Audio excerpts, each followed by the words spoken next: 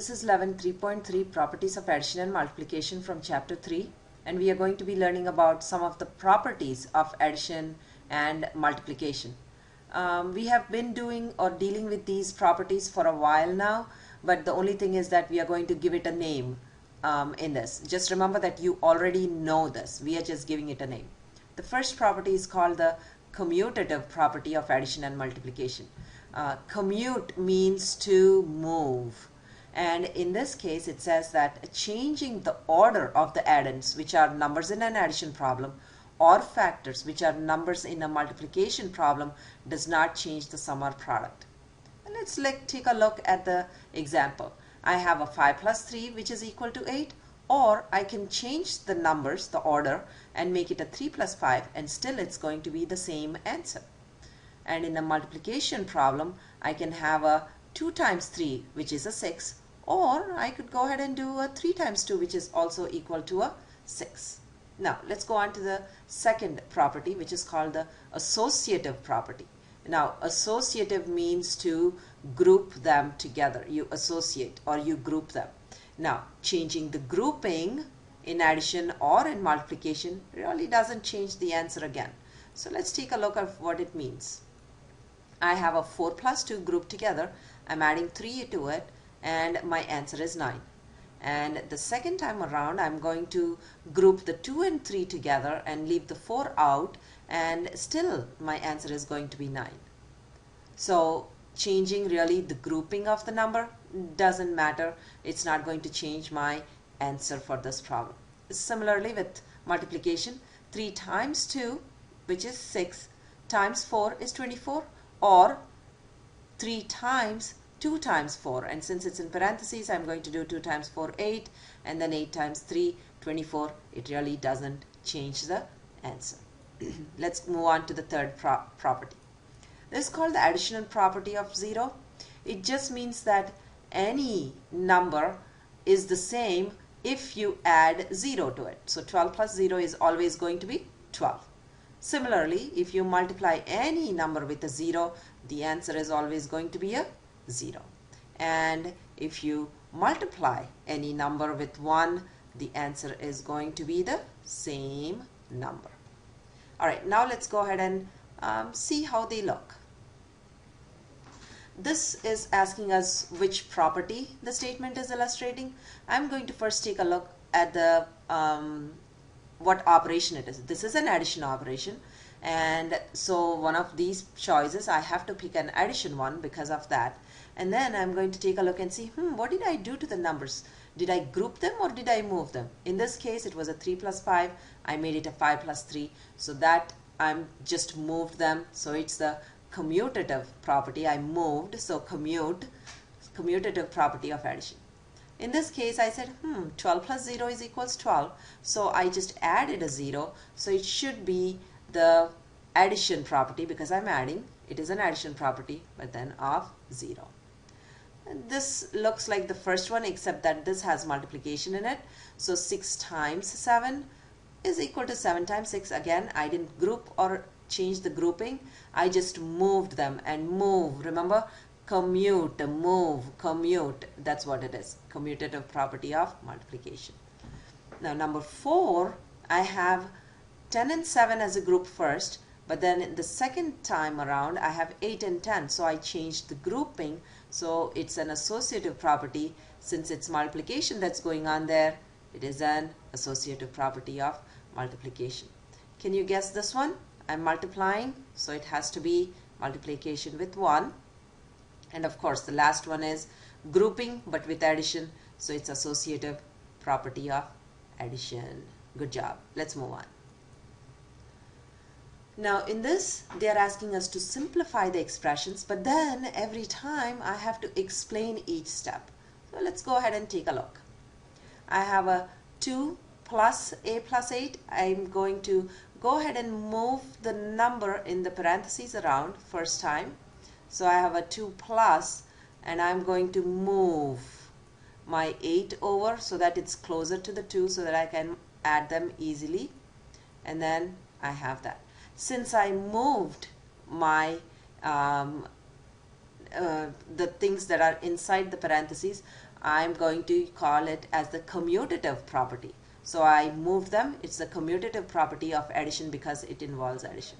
Now I'm going to go ahead and group them separately because I want to add some things that look the same. Things that look the same are 8 and 2 in the sense that they are both numbers. So I have a 2 plus 8 plus a.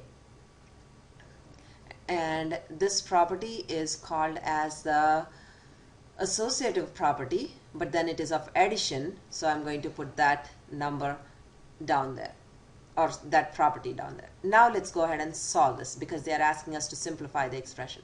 2 plus 8 is 10. 2 plus 8 is 10, so this becomes a 10 plus a. Can I really add 10 and a?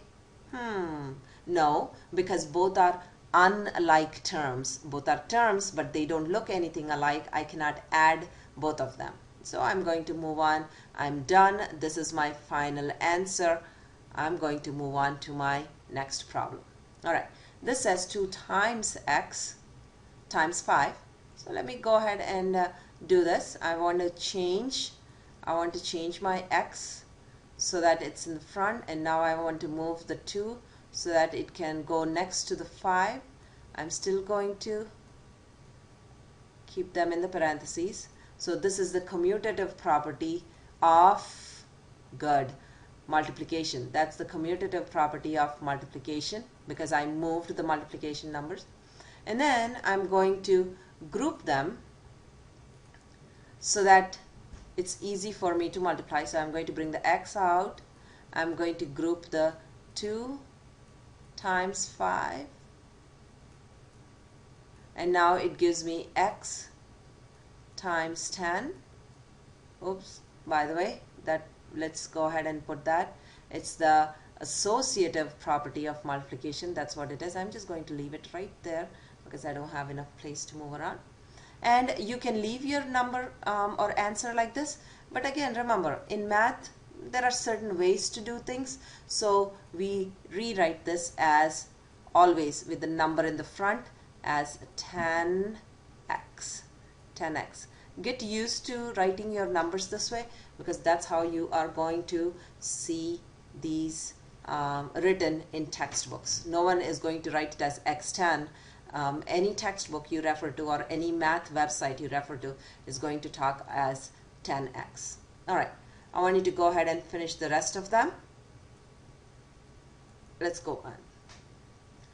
Here it's asking us to copy and complete the statement using the property.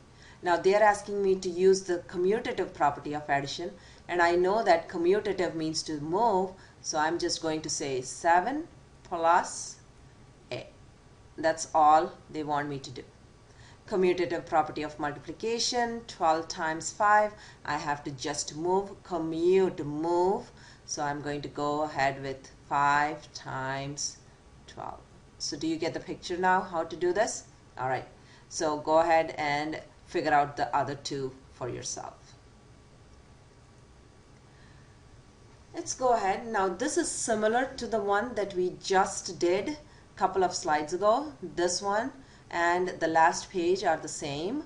The only difference is you really don't have to say what steps they are. And they think that, you know, now that we know what steps they are, we should be able to do it. So let's go ahead. First I'm going to rewrite it. 16 plus, I'm going to write the 4. I'm going to move, commute. This is commutative property of addition. And then that's a f. And then I'm going to group my 16 and 4 together. So this is the associative property. And I'm going to add the 16 and the 4 together and to give me a 20. I really cannot do anything with the f. I'm just going to let it be. That becomes a 20 plus f, and that's my final answer. All right, let's take a look at number 6. Number 6 says it's a 10 times x times 4. Again, I'm going to do the commutative property. I'm just going to move these guys around. So I'm going to keep the 10. I'm going to move the 4 right next to the 10, and then I'm going to place my x to one end. Could you have brought the 10 to that side? Of course, yes. It doesn't matter which one you moved. Alright, 10 times 4 I know is 40. And I know that 40 times x. You can place that multiplication sign there, or you can just leave it as 40x. It does not matter. Okay. Let's take a look at 7. I see a 0 in that, and I know that I don't even have to think anything about it. We know that if there is a 0 in the multiplication, it is always, it doesn't matter how many numbers there are, how many variables, it's always going to equal a 0. Let's take a look at the last one. I have a 35 plus p plus 5. I'm going to go ahead and move them around. 35 plus, I'm going to make it p, I'm going to go ahead and do the commutative property and move the 5 and then add the p later. Now I'm going to group the 35 and 5. So I have a 35 plus 5 plus p. 35 plus 5 is 40. I really cannot do anything with the p. I cannot add it, so I'm just going to leave it as 40p, and that's my final answer. Okay, I want you to go ahead and use this and the textbook and finish working on the problems given on the worksheet. We are going to discuss them in class next time.